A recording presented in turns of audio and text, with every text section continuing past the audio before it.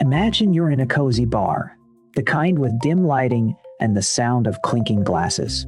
You lean in closer as I share something that might just blow your mind. Did you know that in some cultures, how you raise a child is shaped not just by personal beliefs, but by community norms, traditions, and even historical events? Yeah, it's wild. Let's dive into how parenting styles have shifted across different societies and what that means for child resilience. First off, let's set the stage. Think about the 1960s in America. The idea of a nuclear family was king. You had mom, dad, two kids, and maybe a dog. Parenting was often seen through a lens of strict discipline, and kids were expected to toe the line. Fast forward to today, and the narrative has shifted. Many parents are now more focused on emotional intelligence and open communication. So, what changed? Cultural attitudes toward parenting don't evolve in a vacuum. They're influenced by societal values, economics, and even global events.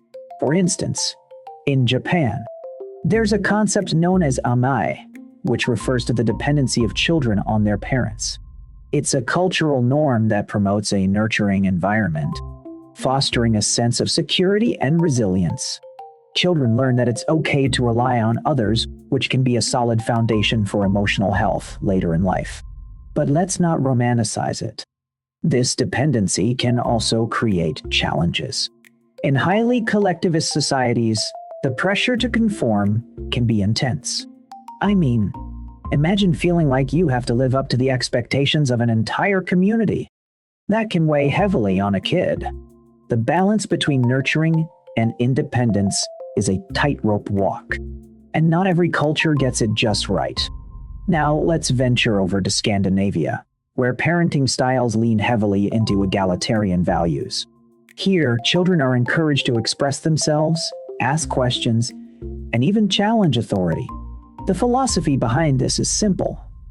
When kids feel heard and valued, they develop resilience. Take the famous free-range parenting movement, which is essentially the belief that children should have more freedom to explore the world around them. This isn't just about letting kids run wild. It's about trusting them to make their own choices and learn from their mistakes. But here's the kicker. In cultures that emphasize independence, there's also a recognition of the need for community support.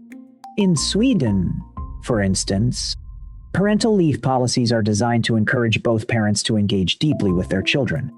This support system creates not just stronger families, but resilient children who know they have a safety net when life gets tough. Now, you might be wondering, what about the impact of neglect? In various parts of the world, particularly in institutional settings, children are often raised without the consistent love and care they need. In Romania, for example, during the 1980s, children in state institutions suffered from severe neglect. The average IQ of these children was shockingly low, a stark contrast to their peers in loving homes. It's heartbreaking, really. The lack of nurturing affects brain development, emotional health, and overall resilience. But what about the role of community in all this? In many indigenous cultures, child rearing is a communal effort. In the Hadza tribe of Tanzania, for instance, children are raised not just by their parents, but by the entire community. They learn survival skills, social norms, and emotional resilience from multiple figures, creating a rich tapestry of support. This kind of environment fosters resilience because children learn that they have many people to turn to, not just their parents. I know it sounds like a fairy tale, but these practices have real implications. A child who grows up knowing they can rely on their community is more likely to bounce back from setbacks. It's a different one that values interdependence rather than strict independence. But wait, let's not gloss over the pain of trauma. That's a critical aspect of this conversation. Psychological trauma can have lasting effects on mental health, and the way a child is raised plays a useful role in how they cope with it. In cultures where emotional expression is stigmatized, children may struggle to articulate their feelings, leading to internalized stress and anxiety. On the flip side, in cultures that promote open dialogue about emotions, children learn healthier coping mechanisms. They're more likely to seek help when they need it, and they understand that it's okay to not be okay. This is where the intersection of culture and psychology becomes real. It's not just about parenting styles, it's about how societal norms shape our emotional landscapes. Let's pivot to some practical insights. If you're a parent or planning to be one, consider these points. First, think about your community. Are there support systems in place? In many cultures, parenting isn't just an individual task. It's a communal responsibility. Engage with your neighbors, friends, and family. Create a network where everyone supports each other. Second, open communication with your kids. Encourage them to express their feelings, and don't shy away from tough conversations. Let them know it's okay to talk about their fears and anxieties. This builds emotional resilience and prepares them for the challenges that life throws their way. And lastly, be aware of the cultural narratives that influence your parenting. Whether you live in a collectivist society or a more individualistic one, recognize how these norms shape your beliefs about parenting. Question them. Are they serving your family well, or are they constraining your child's growth? Now, let's zoom in on the role of modern parenting. With the rise of technology, parenting has taken on new dimensions. Social media, for instance, can create pressure to present the perfect family image.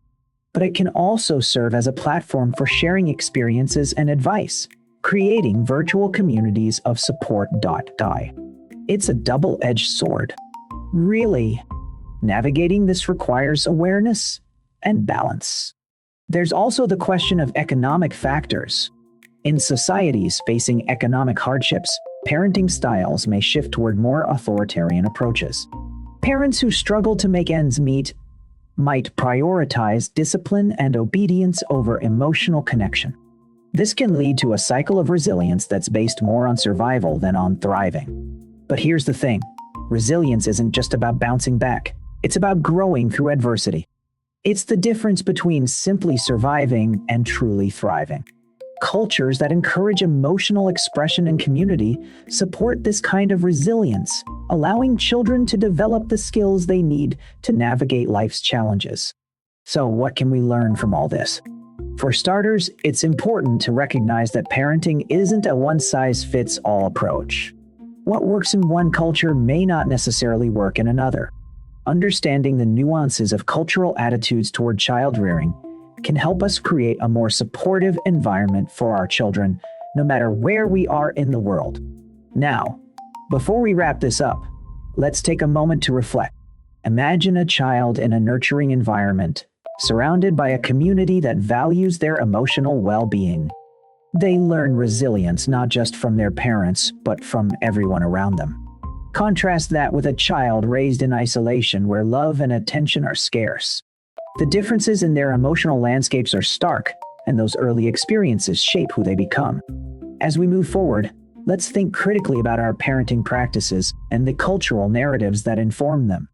Let's strive for a balance between independence and interdependence, between discipline and emotional connection.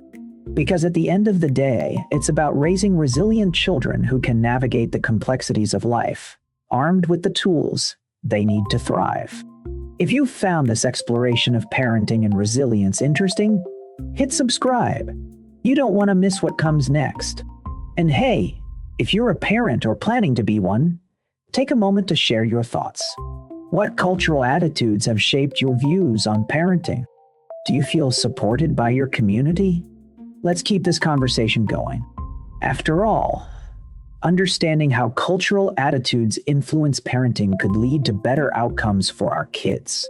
In wrapping up, remember this: parenting is as much about the community as it is about the individual. It's a dance of interdependence, resilience, and love. So let's commit to being part of that supportive network, not just for our kids, but for each other. Because together, we can raise a generation of emotionally resilient individuals ready to face whatever life throws their way.